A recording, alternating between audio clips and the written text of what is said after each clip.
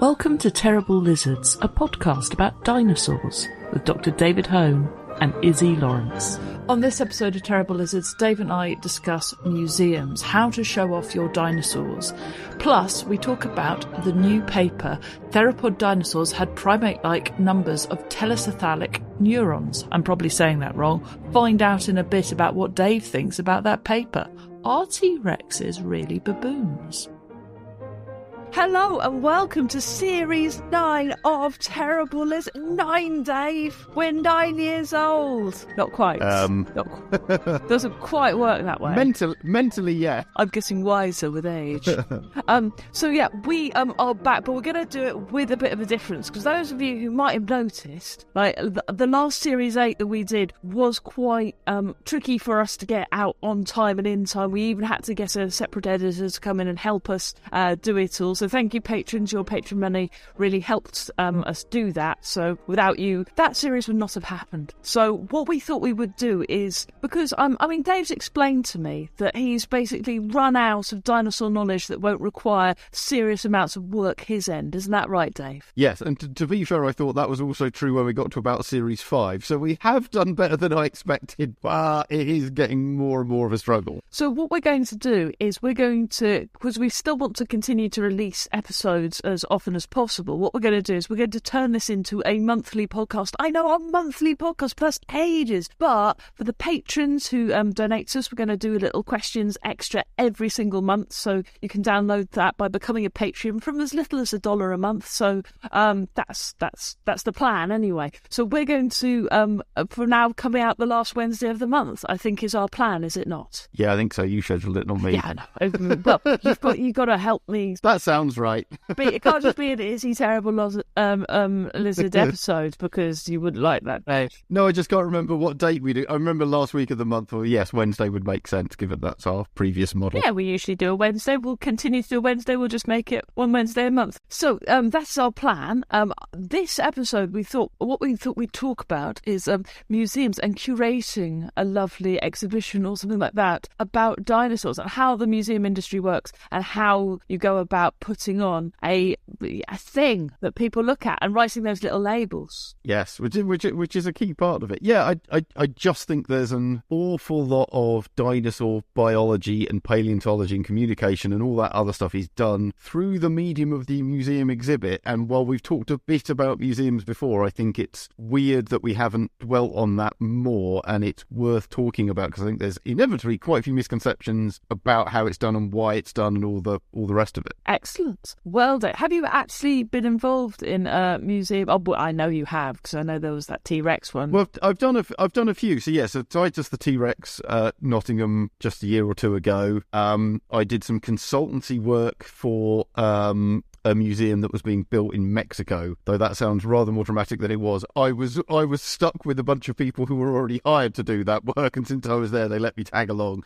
But I got to have a say and talk to some people about it. And I've done a couple of little mini exhibits, including when I was doing my first postdoc in Germany, because I put this pterosaur conference together, and they said, well, we were planning on having a miniature exhibit, so let's do a pterosaur one. And so, yeah, I wrote the signs and designed the notices and selected the fossils and made the labels, and, it was small in scale, but that was every part of an exhibit put together. So yeah, I have done it. Even sourcing all the fossils? Well, that was relatively easy, because they were all in drawers upstairs, because this was the Bavarian State Collection where Peter Feldhofer used to work, and therefore was absolutely heaving with amazing pterosaurs. But even so, again, that sort of thing we like to talk about, those restrictions of, well, what can you actually put out? Because you might have something you're desperate to show, but if you haven't got the space for it, or it doesn't fit in the cases that are available, or it doesn't constrain with the budget that you've got for whatever reason, however much you want it, you can't have it, and then you've got to work around it. Yes, it's often a case of, there's a few things which might be a bit big to transport to a different room. The floor, for some fossils, literally cannot take the weight of the fossil. Yeah, or simple size. I mean,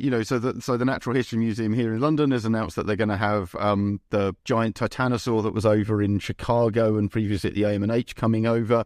When they displayed it in, was it when it was on in New York, they had it in one room and the head and neck sticking out. I think that was partly for drama, but partly because it was the easiest way of fitting the damn thing into the space, because it's enormous.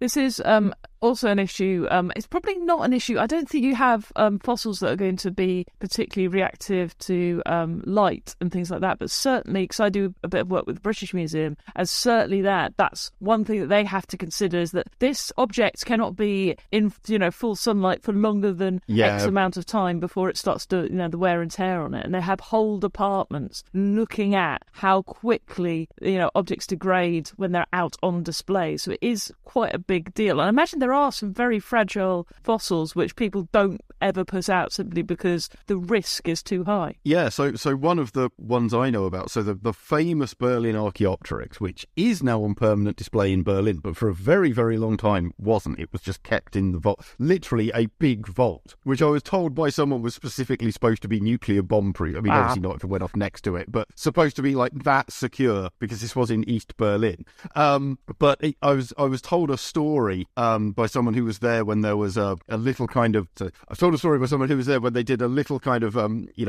mini symposium about Archaeopteryx, and just a couple of dozen scientists, and they got the specimen out talking about it. And in Germany, rather than applaud in a scientific context, rather than applause, so normally someone gives finishes glibly speak and everyone claps. They knock on the desk, so you wrap your knuckles on the desk, which is relevant because the Archaeopteryx was out, and someone gave a little, well, thank you for coming, and da-da-da-da-da, and everyone started, and the curator was like, no, stop, because that fossil is so thin that, I know I've seen photos of this, if you stand it up and put a torch behind it, the light shines through. Wow. Now, rock famously tends not to let light through very much, so it shows you just how thin it was. And the fear was the knocking on the desk from people in the room would shatter the fossil, or at least bits of it would start falling off. That's how fragile something as insanely famous and well-known and scientifically important a specimen of the Berlin Archaeopteryx is. So yeah, there is absolutely issues surrounding, the long-term preservation and survivorship of extremely fragile things. This is one of the issues you have to consider when putting things out. We need to organise a thing with Germans in museums. They should just click their fingers, and just because that's in the old speakeasies when alcohol was prohibited in America. All the jazz people, they'd all click their fingers instead of applauding, so nobody could hear them from outside. So if you see a really good pterosaur, just click your fingers at it, and then it won't shatter. Yeah, that will catch on. Though of course Archaeopteryx isn't a pterosaur. Yeah, of course. Shush. You and your actual things. I always think, because I literally think Archaeopteryx. Oh yeah, the small feathered dinosaur that flies, and then I think flying. Yeah, it's from the Solnhofen. Yeah, there's far more pterosaurs down there than Archaeopteryx fossils, but it's not a pterosaur. I know that. It's a dinosaur, like a proper one. Anyway, so apart from Izzy's obviously needing to see an Archaeopteryx exhibit because I get the very basics of paleontology completely wrong still to this day. What goes into, should we take an example that you've actually put together and then go through that and decide, or should we just talk about the broad strokes of? I think I'd talk about the broad strokes because every exhibition is different, and one particular one doesn't necessarily convey things very well. I really just wanted to talk about some of what goes into a good or bad exhibit, and things that are in the same way, we've talked a bit about this, about, research in general. Stuff can look bad that isn't, if that makes sense. And certainly I would defend, and this is one of the things I want to talk about, the Natural History Museum itself and its Dinosaur Hall, because it regularly gets slated for all the problems that it has. And I'm not suggesting that it's free of problems, but I think people really don't appreciate the issues that are at hand with something like that. So it gets for anyone who's never been there, so it's in this long corridor-like hall, basically, that's not very wide and not very tall. For a long time, it had this free suspended walkway that hung up near the roof that you could walk along, but that's now been closed. It's got lots of stuff in it. It's quite dark, and you can't see everything very well, and it's often very crowded, and big chunks of it are fairly out of date. I mean, not dreadfully out of date, but, this was put together when birds as dinosaurs was really starting to take off, and so while feathers get get a mention. There's nothing like the degree that you'd expect, etc., etc. And so this is regularly slated by lots of people online, kind of going, oh, you'd think, one of the world's greatest natural history museums would have a better dinosaur exhibit. Right. First of all, if you wanted to take it down and rebuild it, you're talking about millions, probably tens of millions of cash to fix it, because dismounting even a half-size, even a moderate-sized skeleton like Iguanodon, and they've got an Iguanodon there, taking that down is hundreds and hundreds of hours of someone's work. Then everything's got to be taken off site and stored and cleaned and looked after and then brought back and put back together. So it costs, tens of thousands of pounds, getting onto hundreds of thousands of pounds just to take something down and put it back. And there's an awful lot of things that need to be taken down and moved and put back. And that takes a very long period of time. And then there's all the storage. The place isn't set up. That's not what it's about, is to suddenly have room for 50 dinosaur skeletons to we'll just tuck them to one side for 6 months or a year while we're doing this. No, we don't,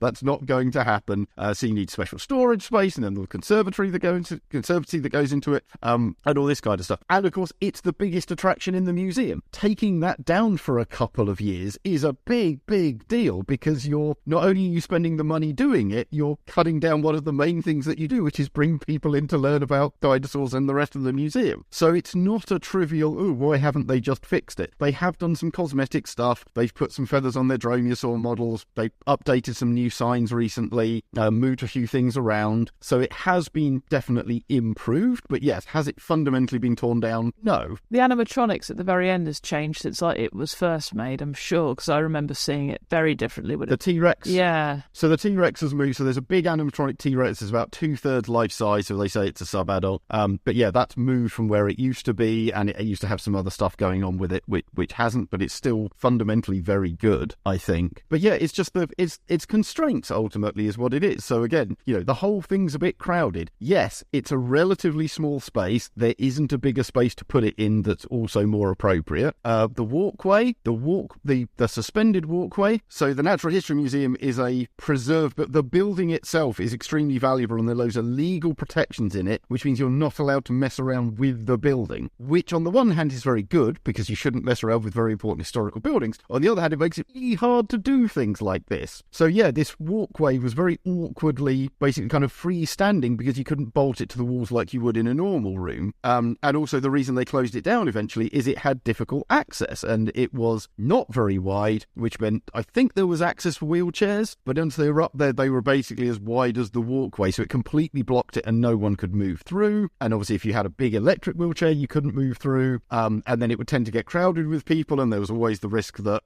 someone has a heart attack, or a child, traps a finger or something, and then how do you get up there when it's rammed with people? And I've been up there when it's been rammed with people. So while I'm not at the NHM, and I don't know, but the impression I got is that it was closed down basically for safety reasons, which was justifiable, but then of course it crams even more people into a smaller space. And it's similar with the lighting. There's only so much lighting you can put on. Some of the fossils degrade in light or don't do well with it. You can have really nice atmospheric lighting if the whole place is dark, but you've got nice spotlights. So yeah, I think it has dated in places. I think they've done some really good work to update it. But yeah, it's one of those ones where I see why people are complaining. Ooh, where's all the feathered dinosaur and modern stuff? Where's all the dinosaur renaissance? Where's colours and all this stuff we know now? Well, the museum doesn't have 20-30 million quid lying around, and it doesn't have the capacity really to take the exhibit down for a couple of years to spend the 20 or 30 million quid it doesn't have. And even if it does, it's going to be putting it probably back in the same space, which is going to leave it with half the issues which are causing those complaints in the first place. So it's not a lack of, and I've spoken to the curators and people at the museum, it is not a lack of willing, it is not a lack of understanding. These are basically, I think, really very obviously pragmatic issues. I think it's really just, with the constraints that you have, it then becomes an issue of storytelling. So it becomes, these are the points that we have to keep in because we can't afford to move them. These are the fossils which we're very proud of and we want people to notice more. How do we create a sort of narration about the science and how that's been modernised using these examples, and what can we use these examples for? So it's really about the curators themselves and their ability to sort of adapt what's already there to tell a different story that's more interesting to modern audiences. Yeah, and I think they've done that a bit with the sign redesigns and some of the other stuff that's gone on. But yeah, you're still in that position of trying to do that, and again, you're trying to do multiple different things. I think that's another fairly obvious issue, is that a lot of the people who I think have these kinds of concerns and complaints are people that the exhibition isn't really aimed at. Because if you're a dinosaur nerd and listening to a podcast like this, you are not the target audience, however much you might wish to be. People like you make up 1% of the people going into that room. 1%? You'd be lucky. Yeah, probably 0.1 or 0.01%. And so, there's a certain amount of, I wouldn't say, lowest common denominator, but, people are going into that exhibit basically knowing nothing. And therefore, to entertain and inform them in a way that doesn't leave them bewildered with huge numbers of names and complex diagrams and all the rest of it, and telling them, here is some basic stuff about dinosaurs that you didn't know, we want you to know, and give you some evidence for that, and show you some nice stuff. Here it is. I mean, here's a nice parallel example. So I still don't know if I'm allowed to talk about this, but it's getting stupid at this point, because they released it. So I did some filming for a TV show that was supposed to be coming out in August or September, and then it became Christmas, and now there's an indeterminate date in the future. And I signed a non-disclosure agreement, so I'm not allowed to talk about it in public. But then they published the trailer, but then they pulled it online again. I don't know what the situation is. Nobody tell Channel 5, is it? Channel 5, yeah. Nobody tell them that we're talking about it here, but we're not really talking about, we're just teasing. Yes. Yeah. But one of the things that I saw was, a whole bunch of comments online turning out going, oh, they've done T-Rex and Triceratops again. Why don't we ever get Dinosaurs? Why don't we ever get, Diabloceratops? What, Mimura Pelta? And it's like, because no one cares. I do, and you do, but this company has spent, millions on this production, and to make their money back, a huge number of people need to watch it, and therefore watch the adverts because it's commercial TV. Random dinosaur you've never heard of will not get 5 million people to watch the show. T-Rex probably will, so guess which one they're going to do. And again, it's that misunderstanding the target audience, and even though you're a dinosaur enthusiast, sad though it may be, it means that the vast majority of dinosaur material isn't aimed at you, because you're such a small audience, sadly, that, no commercial entity is going to make its money back. There's part of the reason my first book was on tyrannosaurs, because they said, what's the one group of dinosaurs that people will buy? And we all know the fact, the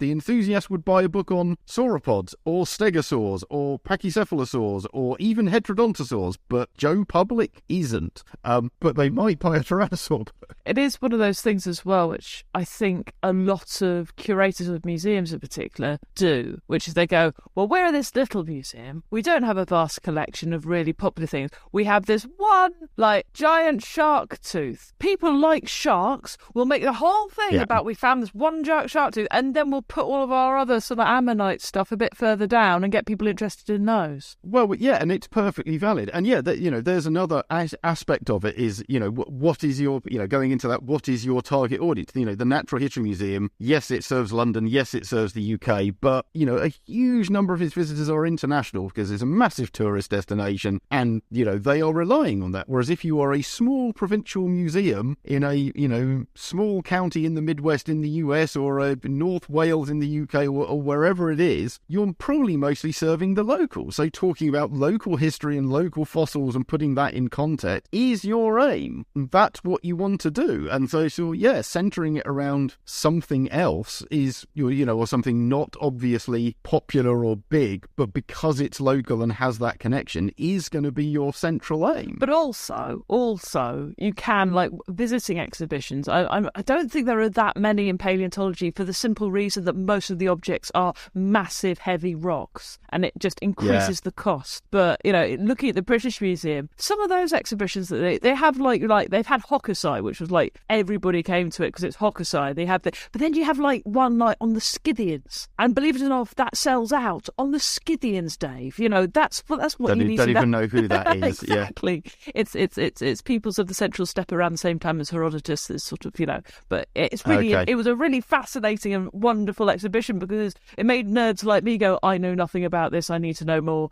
And it was an interesting enough exhibition with interesting enough objects that it brought other people in. But I think that's there is an argument that most museums, their permanent collections are the things which drawing the punters, and then the rotating exhibitions can be either one or the other. They can either be come and see Tutankhamun, or it can be here's a sort of weird band of people that you've never heard of. Well, but but almost like, you get the Hollywood types talking about doing an A-list movie so that they've got money in the bank and then they can go and do some independent films. So I remember speaking to the guys at Tokyo. So Tokyo Natural History Museum already has an amazing dinosaur exhibit and is an amazing natural history collection. That's the one with the spiral staircase around the T-Rex, is that right? Is that one? No, that's Fukui. Oh, that's Fukui, sorry. Up in the northwest. But yeah, Tokyo has this, so they have a giant basement space and they do special exhibitions. And in theory, it can be anything, and even not just natural history. They did a cultural one once when I was there, so it was because the Olympics were coming, and so they did like some kind of Winter Olympics as it ties to Japan history and culture and stuff, which is really quite nice, but it wasn't obviously natural history. But speaking to them, they said they try and do a dinosaur exhibit every 3 to 4 years, because that one always makes money, and the others, sometimes they do and sometimes they don't. So just putting on a big dinosaur exhibit, dinosaurs are massive in Japan, like a lot of bands that you haven't heard of, but they're big in Japan.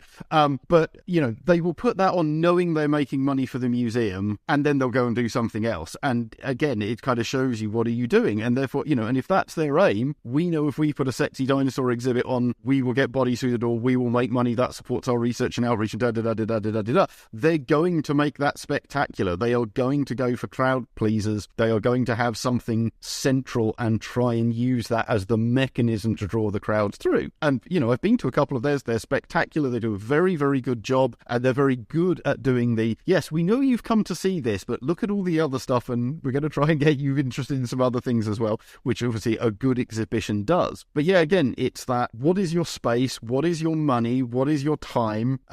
What are the constraints of the environment? And who are you trying to meet, and with what achievement? And when I think you start thinking about exhibits in those contexts, or even individual cabinets and cases and divisions and sections, I think you get a very different appreciation of a lot of museums, and you'll see that actually, things are often doing a very good job of what they're trying to do, which may be very different to you like them or think that it's great. Yeah. Should we talk a little bit about the animatronic and laser shows and, all of the stuff that isn't the actual specimens that are on display, and what we think of those and how they've been used to best effect? Yeah, so it varies. So Matt Weddle, who I've definitely mentioned a couple of times on here, is an old friend of mine down in California. He wrote a great blog post, probably getting on for like 12, 15 years ago now, basically bemoaning TV screens in museums. And I totally get it. There's this, I can't remember which museum it was, but they used to have one of those classic walls of, here's a bunch of random stuff. Here's a bird of paradise and a king crab and a giant panda and just animals and plants thrown at the wall. And the idea is you're supposed to walk into it and go, wow, look at the diversity of life and blows my mind and all the rest of it. And they replaced it with a giant TV screen showing images of things. And it's like, one, I can look up photos of things at home.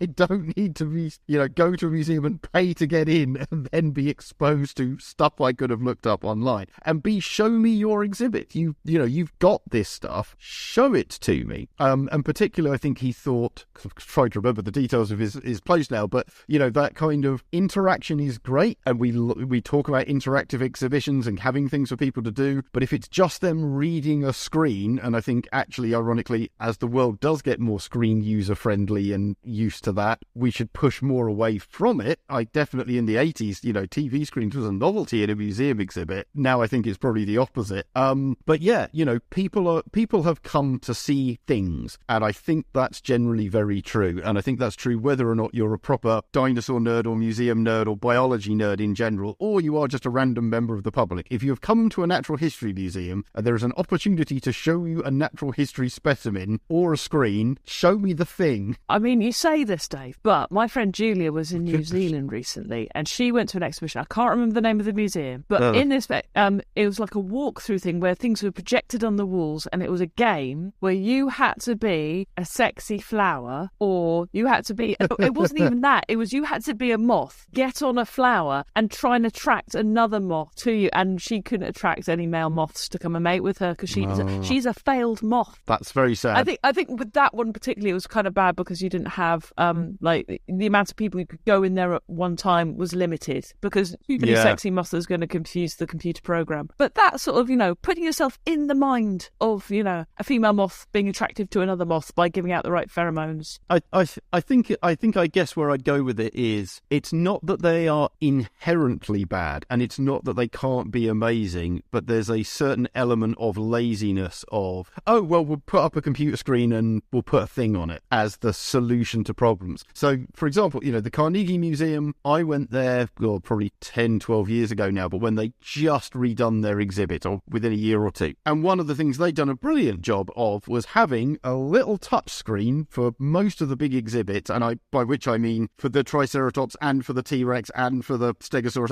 not like the room, like each big dinosaur. And there was some basic information out there, but they had a nice screen with a few very simple categories that were very easy to navigate that showed you basic things. And it meant that it was very easy to access extra information if you wanted it without putting up a big long list of details or having 5 separate panels. And then, of course, if you want to update them, you're updating the software, not having to print out a very expensive thing that sticks on the wall, and then someone's got to stick it on the wall, and then someone draws up something over it rude with the pen, and then you've got to print it yet again. And that was extremely effective. And I wrote a little bit on that on my blog of like, here's how you can use screens really well. But yeah, I think there's a default of, we can put something on a screen and show it, and that's better, and that's job done. And I think that is often a very poor way of handling things. And that also gets into actually something else we sort of hinted at when we were talking about the NHM, is that tension between curators and exhibit designers. And then, of course, that also gets into senior management and budget and,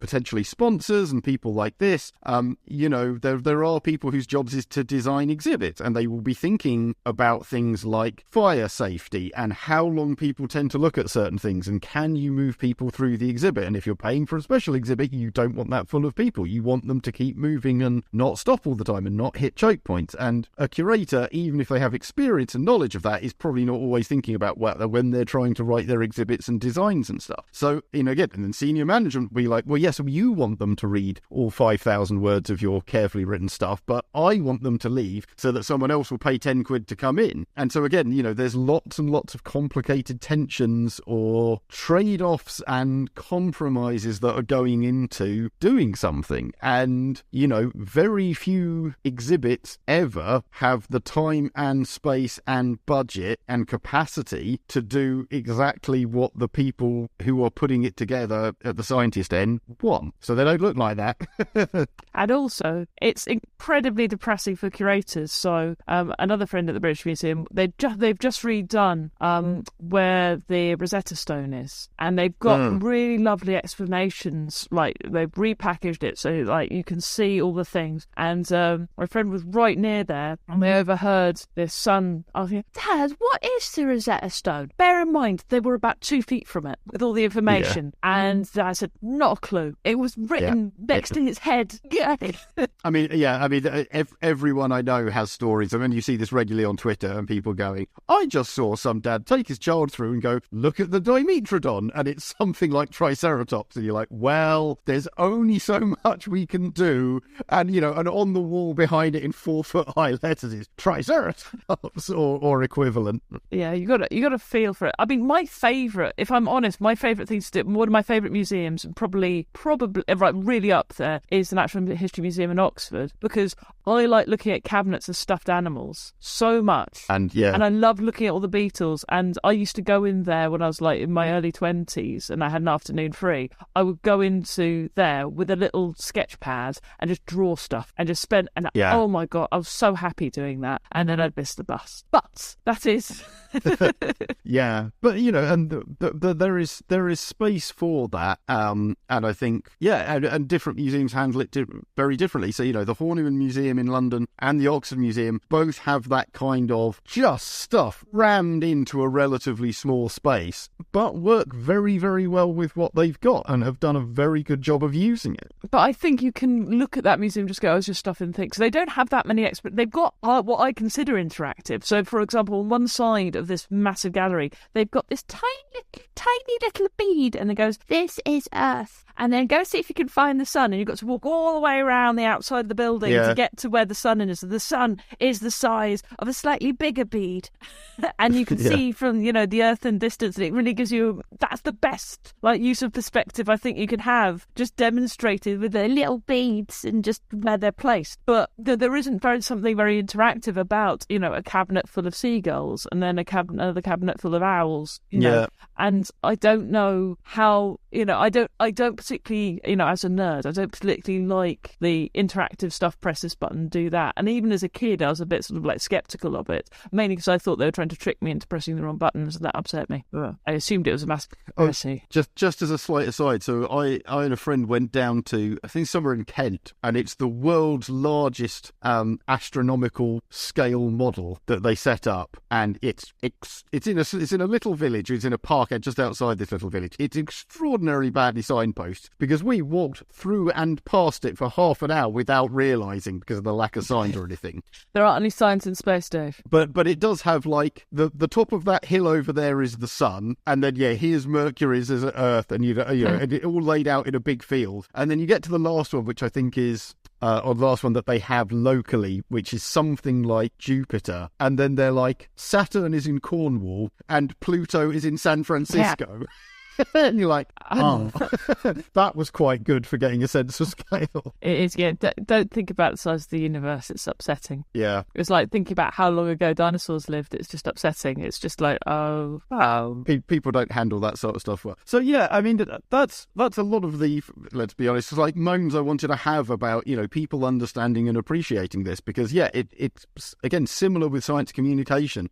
When I'm writing stuff that's aimed at 6 to 8 year olds and 12 to 13-year-olds, I am writing something different to what I would write for The Guardian versus what I'd write for New Scientist versus what I'd write for the audience of this podcast, because they've all got different levels of knowledge of not just dinosaurs, but also words and complexity and concepts and all the rest of it. And remember that museums are often trying to be all things to all people with major exhibits. And of course, you're on a hiding to nothing at that point because it's never going to work out like that. There's so many different galleries where I've just got into, and not many people understand what the curator's trying to say anyway. So, I mean, going back to the British Museum, they've got a gallery full of collections, which is different collectors showing what they collected and why they collected them. But nobody, and a lot of them there's a whole gallery there which shows forgeries, and nobody really understands that's what it's about. They're just going in and just, oh, look, a mermaid. No.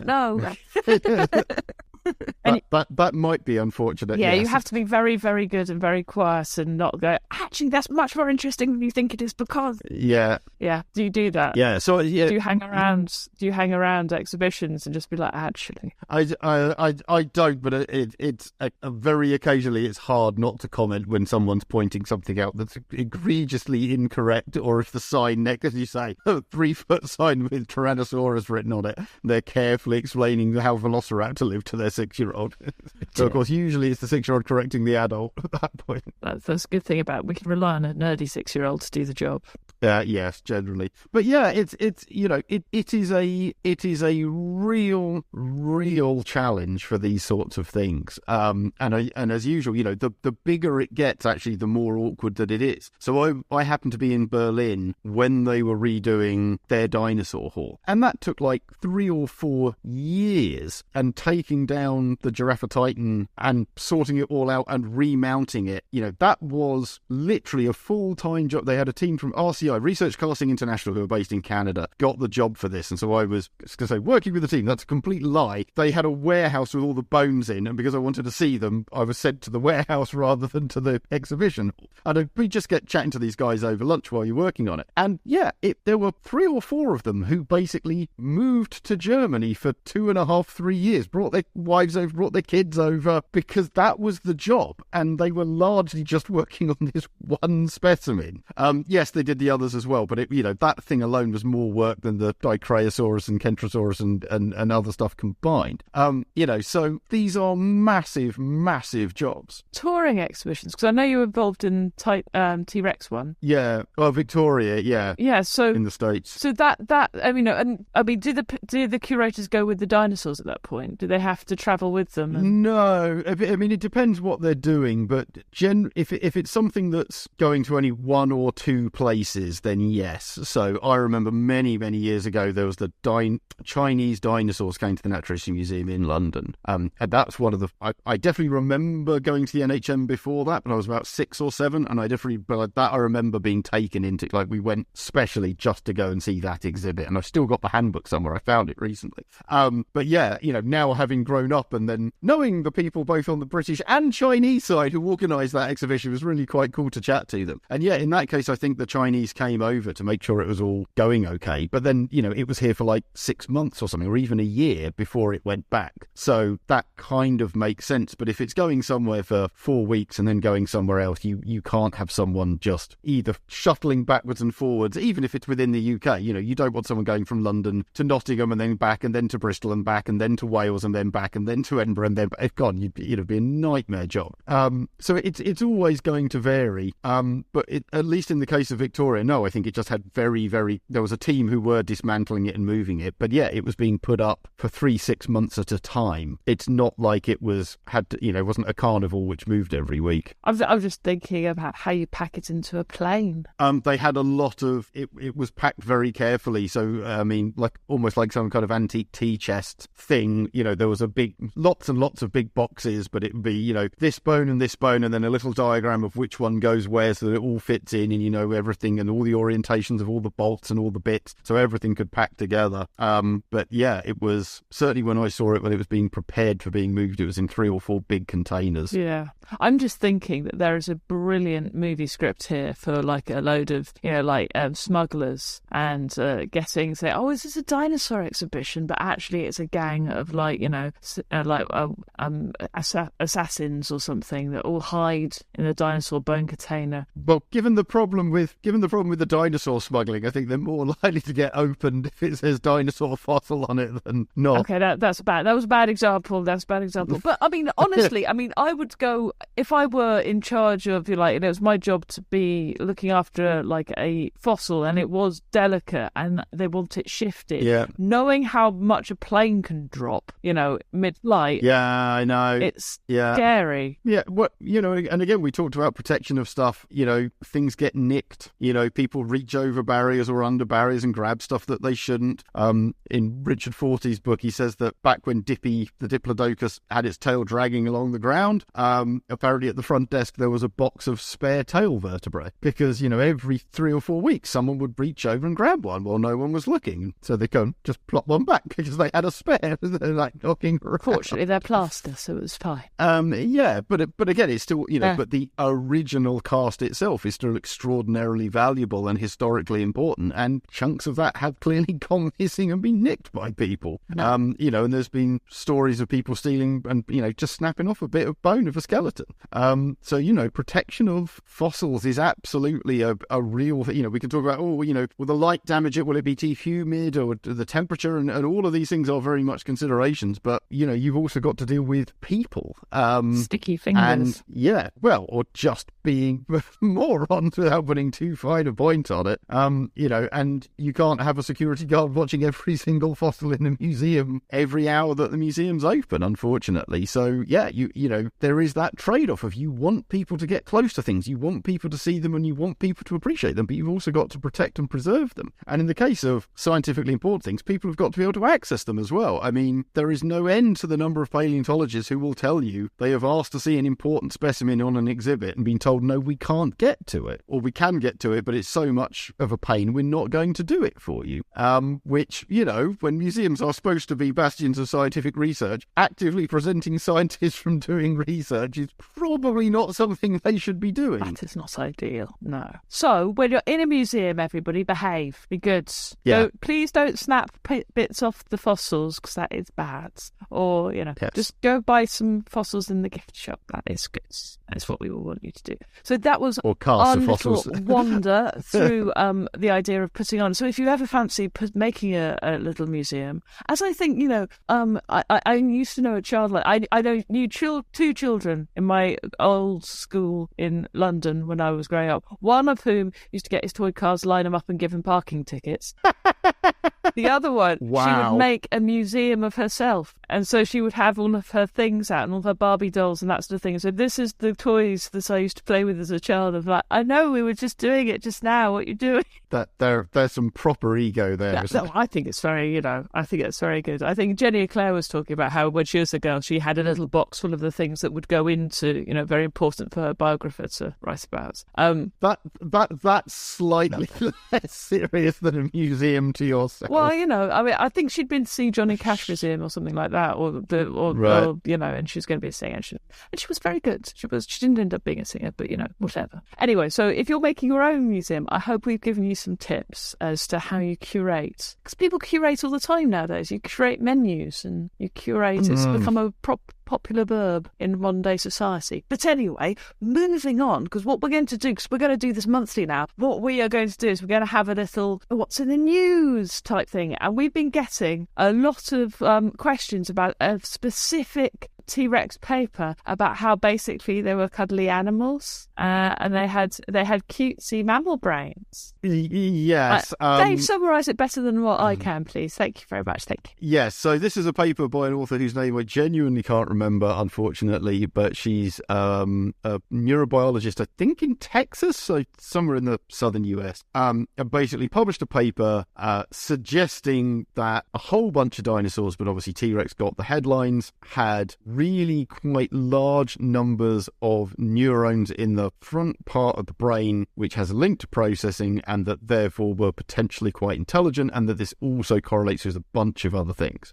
So longevity and age of sexual maturity and social complexity and other stuff. And it's inevitably drawn a bunch of flack from a whole bunch of people. I've read the paper really quite carefully, more so than I would normally, and not as a result of this, because I've been getting into seeing the arguments flying around and wanting to drill into it to myself as someone who's very interested in dinosaur behaviour. And I think the short version is I can't see anything I fundamentally disagree with in terms of the methodology and the data, in as much as I don't know much about neurobiology, I don't know much about dinosaur brains, I'm interested in the outputs, not the inputs, or the stuff that's outputting it, and I don't know that side of the literature very well. But it looks like the fundamental correlations at play among living animals, at least, are really quite well constrained and well thought out, and there's not an obvious complete mischaracterization of tyrannosaur brain shape or brain volume, or like there's some quite well known stuff about how the brain case is a perfect fit around the brain unit, if you like, but a lot of the time that's got a fat body or something around it, so if you take it at face value the brain looks huge, but the actual brain was probably a lot smaller. She'd factored that in, etc. So I don't think what she's done at a fundamental level is anything wrong, and those numbers could be pretty accurate, but then some of the conclusions that come out at the other end are definitely strongly at odds with what we know or what we're very confident about for general dinosaur biology or some specific animals. So, for example, in the T-Rex, her data predicts sexual maturity around 5 to 6 years and maximum natural lifespan of around 50. We've got those posted at more like 13 and 25 to 30. Okay. So those numbers are really, really different. Now, the longevity one, maybe. All right, we haven't dated them that many, but we've dated 3 or 4 big ones, and they're coming in at 18 to 20, 24 years, something like that, for stuff like the size of Sue and Scotty, which aren't necessarily really old, but are definitely big and are definitely mature. Is it possible we haven't sampled an older one yet? Absolutely. On the other hand, that's kind of maximum normal natural lifespan. There are always going to be outliers that live for much longer than the typical one. If her suggestion is, assuming nothing gets them earlier, they're often going to kind of reach proper sentence and keel over of more or less old, not quite old age, but just kind of running out of just not being competitive enough as individuals at around 50. And we've dated, we haven't dated half a dozen, we dated 4 or 5, and we've got 18 to 20. That's a long, long way out. If that's where we think when dinosaurs, particularly something like T-Rex, hits full adult size, it's got no predators, it's got no competitors. It really should be trucking along quite happily with a very, very low mortality rate, and most of them should be able to live a full life like this. It's the juvenile mortality that kills them all off. We haven't hit anything half that age, so that doesn't look great. And then the sexual maturity, we've got a very good handle on when dinosaurs hit sexual maturity because we find them laying eggs or we find them with medullary bone. And no, we haven't measured every single dinosaur, and no, we haven't done it that well for T-Rex, we don't have that many, but most dinosaurs seem to hit that at around half maximum size, and there I mean length, not weight, because those two scale very differently. So in other words, a 12 to 14 meter T-Rex, we're looking at something around 7 meters, maybe a bit bigger. That's what we seem to hit in quite a few other animals where we first see medullary bone starting to turn up. And just to remind everybody, medullary bone is basically the excess bone that's stored, calcium that's stored for female dinosaurs when they're about to lay eggs. So they need that extra nutrients to lay the eggs, and that's what we're talking about when we say medullary. Yeah, so we don't see it showing up anywhere. So something like Jane is about that size. Even that's a bit small, you would think, looking at it. So Jane, the younger specimen, and Jane's 11 and doesn't have medullary bone, but could have done because, of course, it doesn't always show up. A 5-year-old T-Rex is probably something that's 4 or 5 meters long.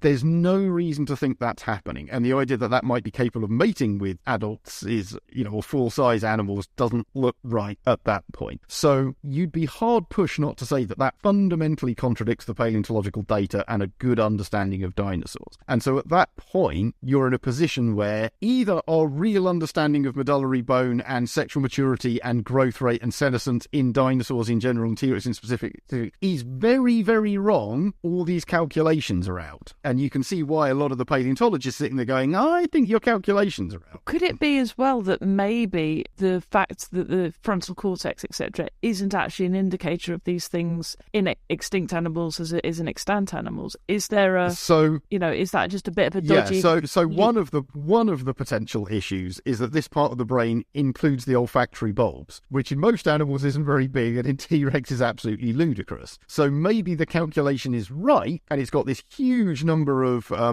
think called telencephalon or neurons, but they're all approaching or associated with, or not all, but a big percentage of them are associated with olfactory processing, which we might expect for an animal with a giant olfactory bulb and what we understand to be a really good sense of smell, in which case it has got this many neurons and loads of complexity, but that complexity is dedicated to smelling and not being clever and thinking about things. One of the other things which is problematic, so the data was applied to a whole bunch of different stuff, applied to a couple of pterosaurs, 2 pterodactylus and 2 rhamphorhynchus. In both cases a kind of juvenile, mid-sized young animal and an adult, and for both of them the juvenile was categorized as being really quite low intelligence and ectothermic, and the adult as high intelligence and endothermic. Oh, right, again, not impossible. Some animals go through some profound physiological changes as they grow. I was a very, very stupid kid. Oh, hang on. And very cold.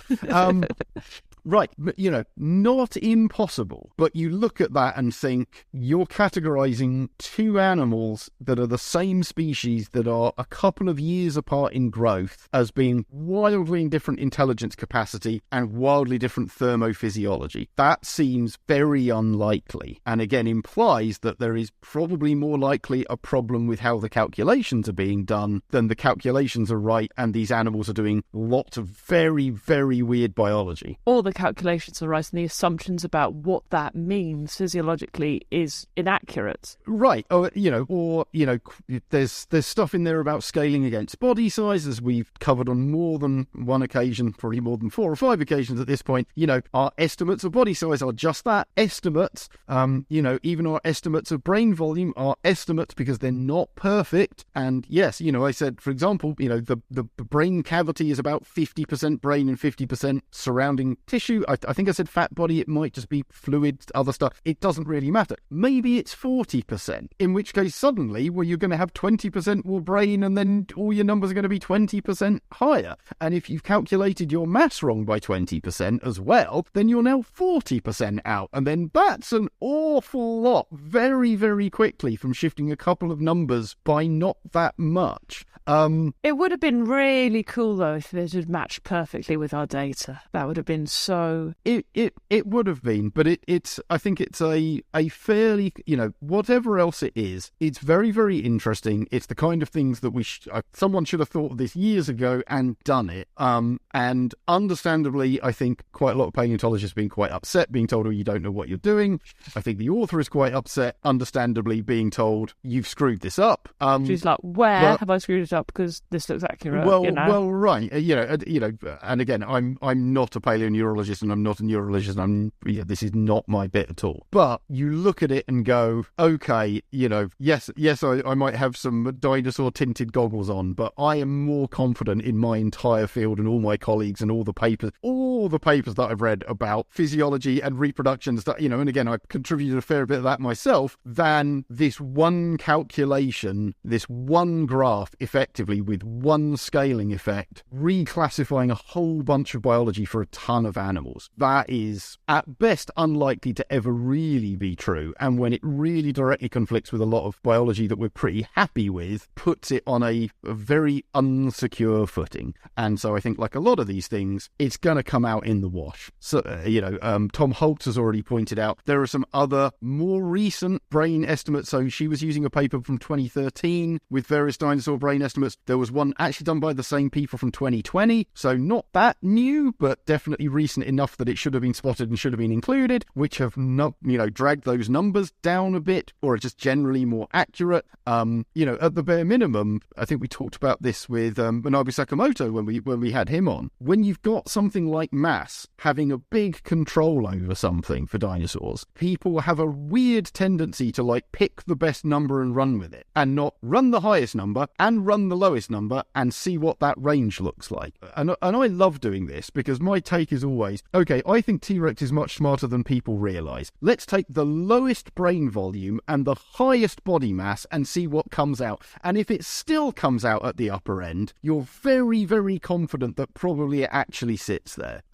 Because you've made it as unlikely as possible and it still comes out. But we've basically got a couple of numbers going into this, and if either of them is out by not very much, it's probably going to change the result a lot. See, what I don't like about this conversation is I've got quite a small head and I'm a very tall woman, and it's just making me feel I'm lacking confidence in myself. But human males fundamentally have larger brain than human females, and we know that's not really controlling intelligence. But they've also got less genetic diversity than human females as well. Just because you've got tiny little Y chromosomes, you don't hold as much data. Bless you. Yeah. Well, and obviously humans are not the best measure of intelligence because we're weird in all kinds of ways. But certainly, we know that brain size belies ludicrous complexity in some things. I've read some truly terrifying things which are not for the faint of heart about people who suffered catastrophic brain injuries and recovered with the worst one. Genuinely, some people might want to stop listening for about 10 seconds. I think it was about a 10-year-old kid got shot in the head with a shotgun and blew more than half of his brain off, and he recovered. Yeah. And he wasn't fine. He was definitely learning disabled, but no more so than lots of other people who have complete brains, and he had something like 60% missing. So, yeah, that it's the epileptics who get their brain divided to stop the seizures. They get the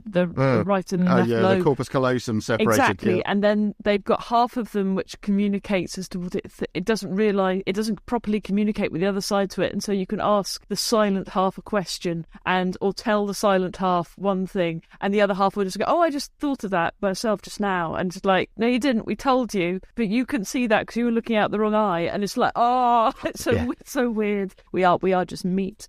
Yes. But yeah, we don't have a good handle on intelligence of modern animals. And so I would say that, having read the paper, or good chunks of it quite carefully, the paper is rather more circumspect than some of the stuff that's online, which isn't helpful. So the paper is like maybe an if and possibly, and then there's been a lot of they absolutely could do that, which doesn't help. But even the analogy which was drawn, which is in the paper, is roughly comparable to baboons. Yeah. Well, what does that mean? Because baboons are highly social animals that do certain things and have tool use capacities, but they also live in an environment and with the right hands and with predation threats and all kinds of things that drive certain behaviours. And yet there are ostensibly equally primates with bigger brains than baboons that don't have that social capacity and tool using. So again, it's, that maybe that's a good example in terms of the total volume of brain or percentage or number of these types of neurons. But yeah,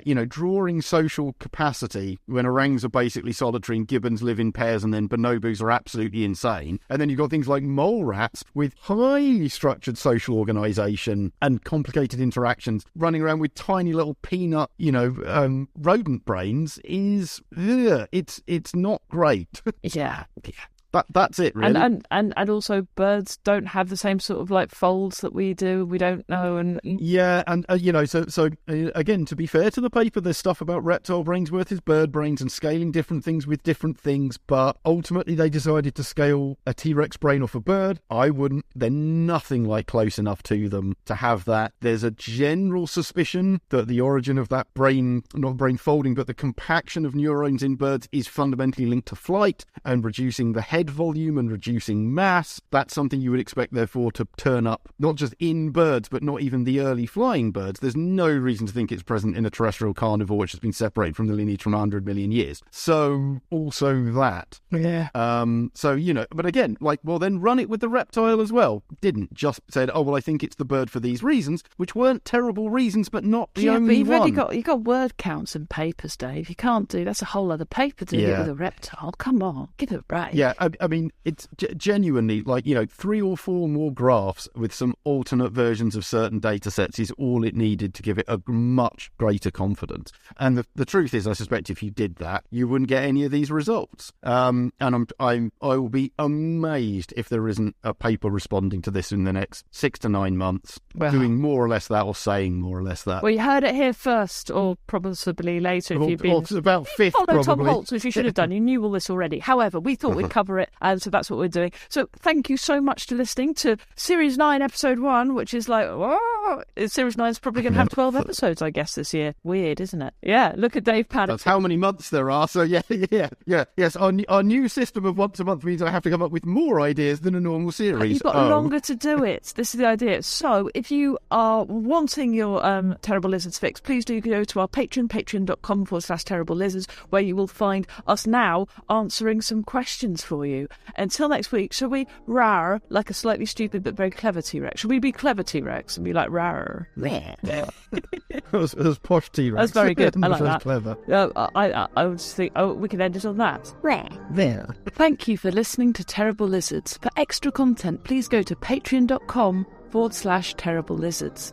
For questions, contact us there or on terriblelizardspod@gmail.com. Buy Dave Hone's dinosaur books, including How Fast Did T-Rex Run? And to find out about Izzi's podcasts and books, head to iszi.com. Say hello on social media using the hashtag Terrible Lizards.